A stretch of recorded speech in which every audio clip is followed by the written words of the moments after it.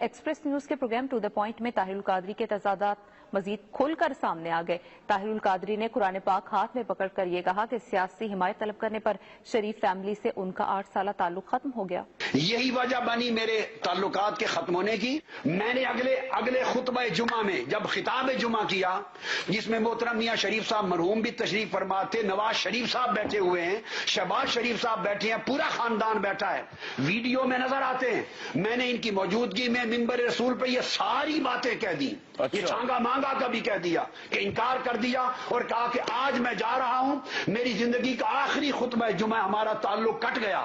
ہمارا تعلق اس شرط پر تھا کہ مجھ سے یہ سیاسی مدد نہیں مانگیں گے اور میں ان سے کوئی مالی مدد نہیں لوں گا۔ میں قرآن مجید پہ آپ کے پروگرام میں ہاتھ رکھ کر 20 کروڑ عوام کی خاطر کہہ رہا ہوں۔ قرآن پاک پر حلف لیتے ہوئے طاہر القادری نے جو کہا اس کی واضح تردید انہوں نے ممبر پر بیٹھ کر کی۔ محترم میاں صاحب تشریف فرما ہیں اور میں ان کو اپنی زبان سے اور ان کی اہلیہ محترمہ آپی جی کو اپنی زبان سے یہ کہتا رہا ہوں اس پورے عرصے میں کہ میں آپ دونوں کا احترام اسی طرح کرتا ہوں جس طرح بیٹا اپنے ماں باپ کا کرتا ہے۔ نہ انہوں نے مجھ سے کوئی سیاسی مفاد کی طلب رکھی اور نہ اپنی زبان سے آج کے دن تک ایسا کوئی مطالبہ مجھ سے کیا۔ میں آپ کو سچ بتانا چاہتا ہوں تاکہ کسی کو کوئی غلط فہمی نہ ان کی نسبت رہے نہ میری نسبت رہے۔ بنیادی اعتراض ہے اس پر کہ آپ نے یہ کہا تھا کہ آپ نے کبھی انہوں نے آپ سے کوئی سیاسی فائدہ لینے کی کوشش نہیں کی، بعد میں آپ نے کہا کہ انہوں نے یہ کہا تھا اور آپ نے آخری خطبے میں کہا، یہ آخری خطبہ ہے جو کہ شیئر کیا گیا ان کی طرف سے۔ میں اب اس تفصیلات میں نہیں جانا چاہتا۔ توہین رسالت کے قانون جیسے سنجیدہ معاملے پر بھی طاہر القادری کی تضاد بیانی کوئی ڈھکی چھپی نہیں، کیونکہ وہ یہ واضح کر چکے ہیں کہ اس قانون کا اطلاق غیر مسلموں پر نہیں ہوتا۔ Whatever the law of blasphemy is not applicable on non-Muslims. I personally belong to Hanafi school of law.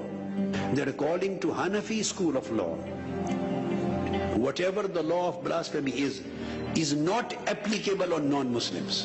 قانون دان ہونے کا دعویٰ کرنے والے طاہر القادری نے توہین رسالت کے قانون پر اپنا موقف بدلتے ہوئے نہ صرف یہ کہا کہ اس کا اطلاق تمام مذاہب پر ہوتا ہے بلکہ اس کی سزا قتل تجویز کی، حالانکہ قتل سزا کی بجائے جرم کہلاتا ہے۔ جو بھی گستاخی رسول کا مرتکب ہو، مسلمان ہو یا غیر مسلم، مرد ہو یا عورت، مسلمان ہو، یہودی ہو، عیسائی ہو، ہندو ہو، کوئی ہو، یا مرد ہو یا عورت ہو، جو گستاخی رسول کا مرتکب ہو اس کی سزا قتل ہے۔ توہین رسالت کے قانون پر ایک اور کلا بازی کھاتے ہوئے طاہر القادری نے واضح کیا کہ ان کا ضیاء الحق سے کبھی کوئی تعلق نہیں رہا، لہٰذا وہ اس قانون سے مکمل طور پر لا تعلق ہیں۔ I was never a consultant or advisor to General Ziaul Haq, the president who made the law of blasphemy in 80s. I had never been a member of his cabinet. I was never a member of the parliament in his days, and I never joined his dictatorial rule. And the way he was formulating the Sharia law, I was totally against it. And this law needs a lot of reforms and amendments, and I do not support this law as it is being practiced in Pakistan. اپنے ہی خطبات کی مزید تردید کرتے ہوئے طاہر القادری کا کہنا تھا کہ در حقیقت توہین رسالت کا قانون صرف اور صرف ان کی ذاتی کوششوں کے نتیجے میں لاگو ہوا۔ تحفظ حرمت رسالت اور ناموس رسالت کا قانون جو توہین رسالت کے باب میں 295C، یہ صرف اور صرف آپ کے اس خادم اور آپ کے بھائی کے ذریعے اللہ نے بنوایا ہے، اس میں کسی اور کا کنٹریبیوشن نہیں ہے۔ There is no contradiction.